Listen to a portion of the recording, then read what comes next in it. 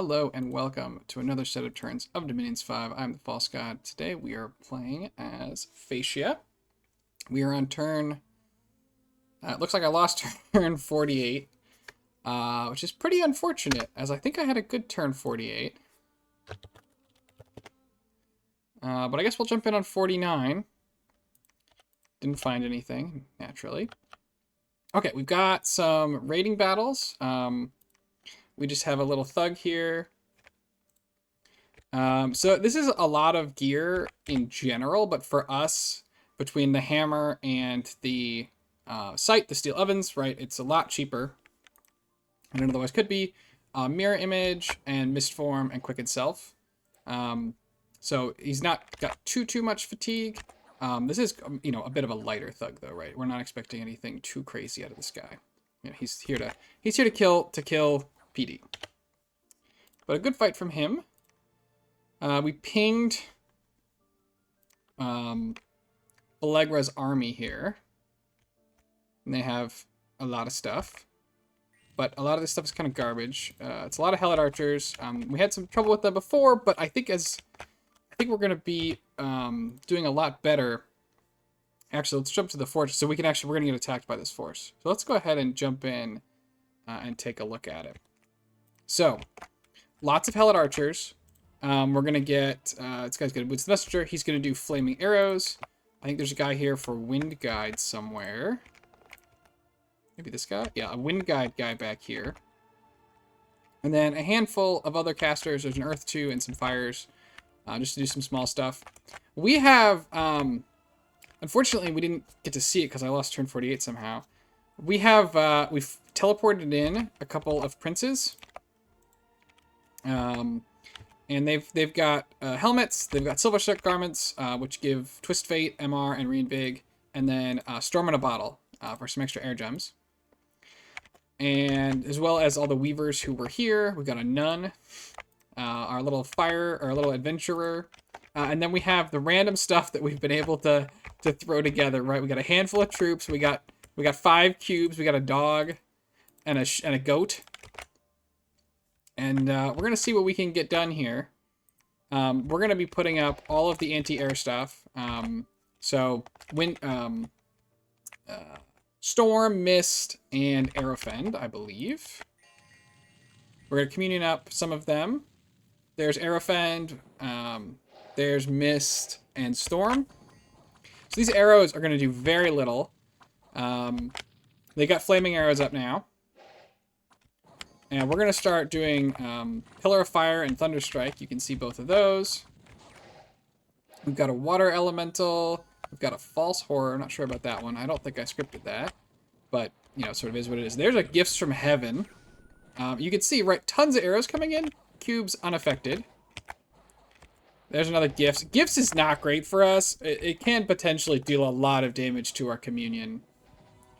Pillar of Fire, also a little bit tougher in this environment because we put Storm up, so it's going to cost a lot more fatigue, I think. The Tyrant has run in, but he's not got any gear, so I expect that he will... Oh, he just dodged getting hit by that meteor. I kind of expect that he will get killed. We also have Spartiate. Oh yeah, he got Soul Slayed. We've got our Summon Spartiates to help hold the gate as well. Let's see, they've already lost some peeps. More Gifts of Gifts of Heaven. This is a colossal stack of dudes, and we can't even get 3 meteors to hit. We only got 1. So that's a little dicey. There goes another one. They routed off. Big hit here. They routed off. We've broken through our own gate, hit it out. We're going to busy meteor our own guys. But they have left the field. So we killed the Tyrant. All 4 of the Sages. We killed... all of the important stuff, we only killed about a quarter of the chaff. But still, we got a Boots the Messenger, and we lost, 9 infantry. Unfortunately, we lost a dog. We lost 2 cubes. We lost our goat. We picked up 5 Helots and a commander. We kept all of our mages alive. So this is a nice little fight. You're not going to win a war off of this, but this army is now going to need a whole new set of mage support. A lot of these Helots probably died in the retreat because they have no surviving commanders. So this is pretty nice. Unfortunately, right, we don't have... This force is also not going to go and probably kill a lot of people. Um, if... It maybe could, with the right randoms and support. If we go and look at this province. So unfortunately, we are still being sieged. We're going to try and break the siege here. Part of our problem is we only have the one Earthcaster. If we had more Earthcasters, it would be a lot easier. We could do a line of Spartiates, and that way, even though we don't really have any troops to start with, summoning up, like, if we had, like, 3 or 4, right, summoning 80 Spartiates, costs a lot of Earth Gems, right, it costs 8 Earth Gems, and we don't have a huge Earth income, so it would use up a lot of it, but that would make a force that could push forwards. If I was thinking about it too, that's the kind of thing we could look to forge with our Earth guys. Although I don't want to disrupt their... Let's look at somebody else. I don't want to disrupt their script. Who has Earth?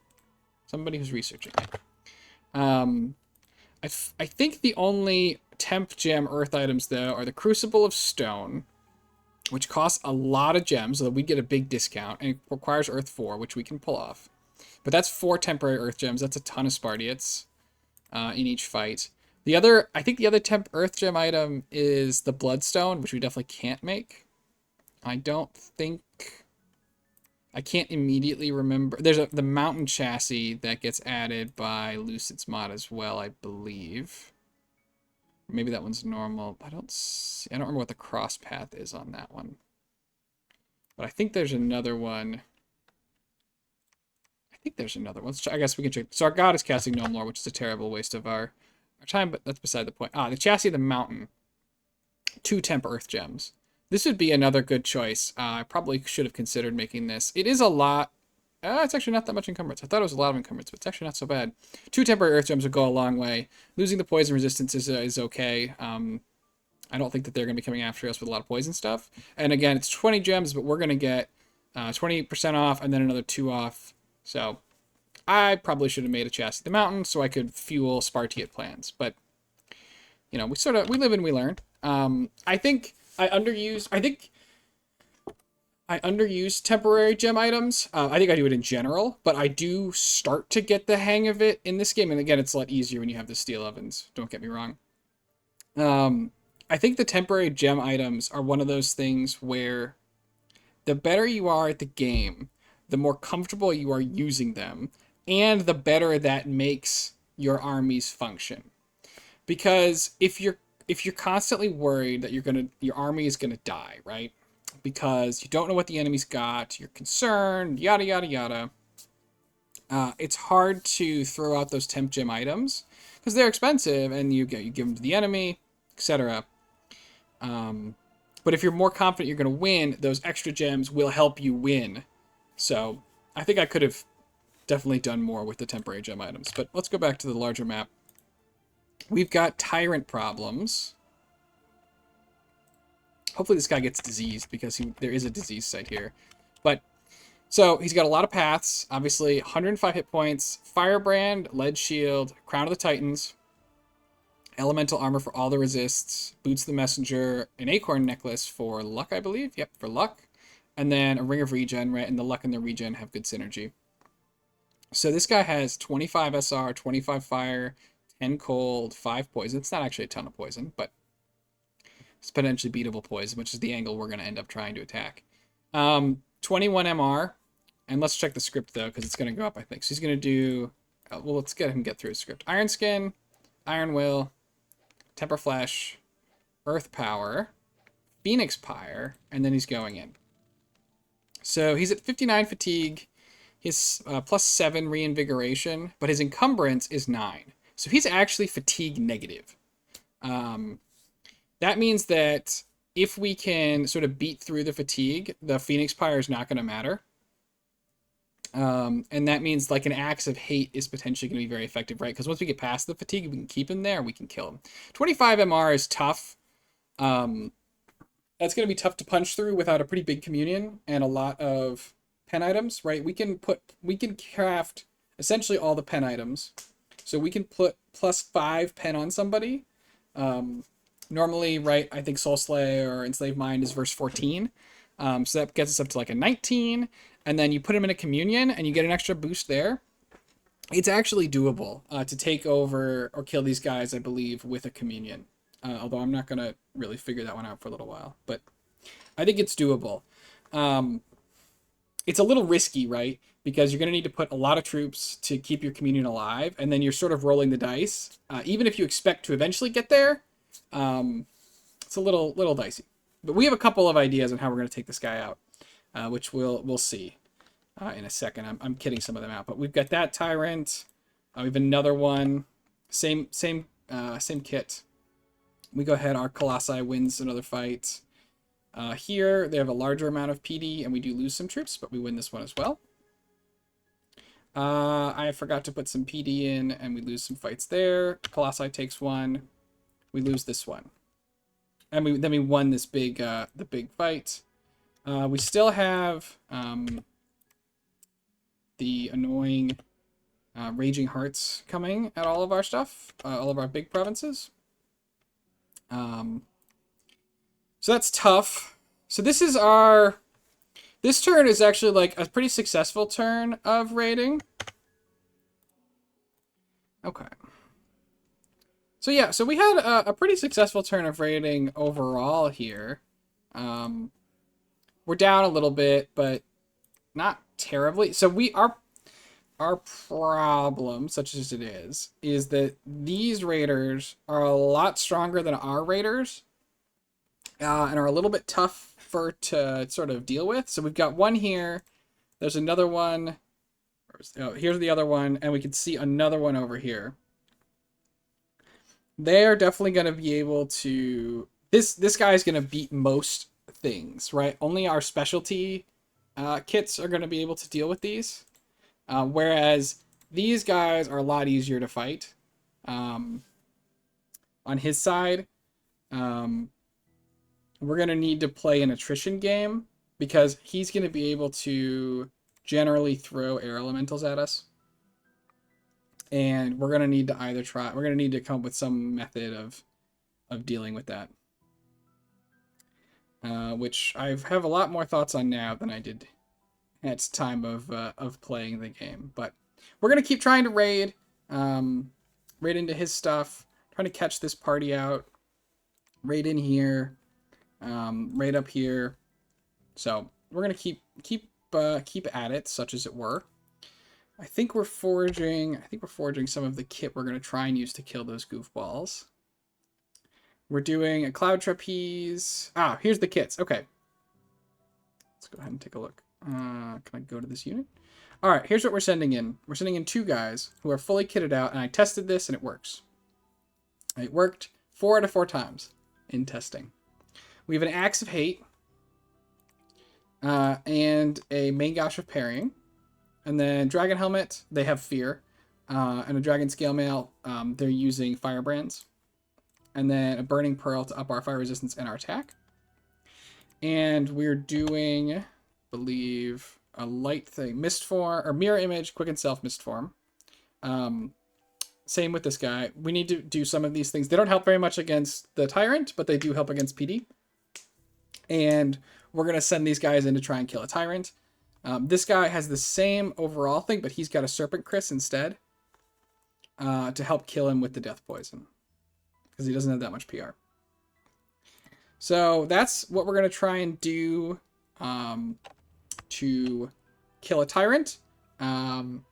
Hopefully that works again. We forged a lot of gear, but this gear is probably more expensive, and we have the Steel Ovens, which means that they don't, although they could technically have the other construction site, but unlikely.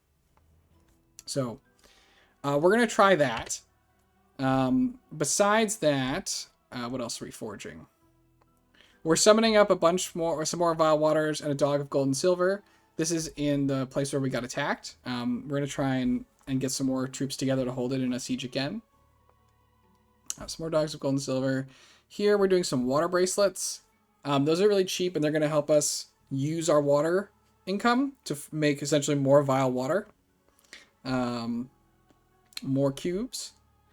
Some more Scale Mail and Eye of the Void for some more pen.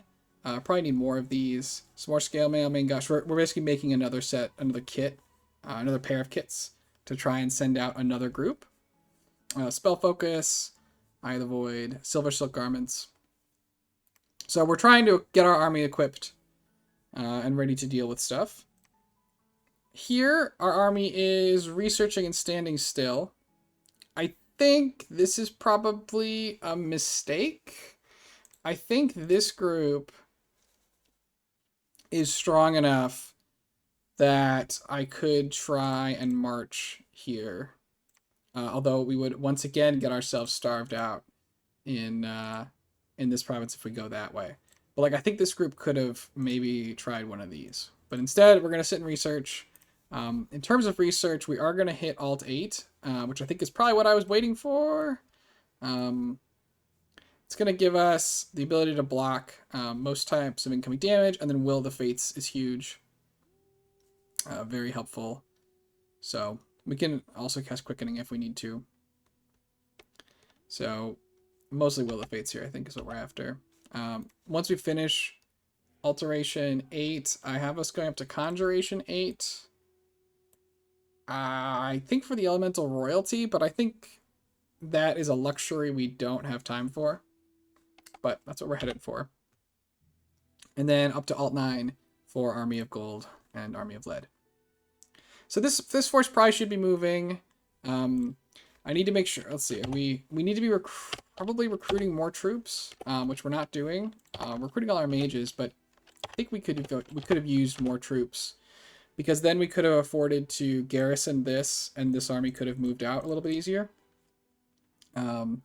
If we were also a little bit more ready with our water bracelets, we could have started to get cubes and stuff going here as well. It could have let me move out a little bit more safely. We have a decent item bank built up here in terms of getting stuff out to outkit an army. The problem, so all of these things take a turn to start working in terms of making people larger and getting the extra bonus health. And I'm busy being very indecisive on where to start. What I think should have happened is I should have put it on some of these guys, and then these two should have moved out with a number of Hesperides, and then, not Hesperides, Weavers, plus some Storm Captains with the troops that we do have available, which is not insubstantial. You know, there's 50, 80 guys here. And again, if we take the Earth ones, this one's dying, I suppose, of disease, but you put some Earth gear on, or put some Earth gems on those, put them kind of near the front, let the Spartae go first. Could have potentially made an extra front line. That way we keep the real front line intact. So this army probably needs to move. Asphodel is currently really far away from the rest of our troops. We're going to need to start summoning troops here and recruiting troops if we're going to hold it.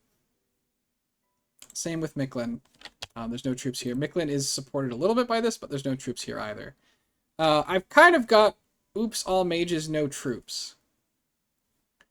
And we can work with that, but only by doing the right things. Again, I need those temp earth gem items so I can summon my Spartae. I need to get water stuff out there so I can do the cubes. I need to just start recruiting troops. I have 400 gold I didn't spend. But currently, everything we've seen out of Phaeacia is still beatable at this point in time. So we just need to sort of go and do it. Yeah,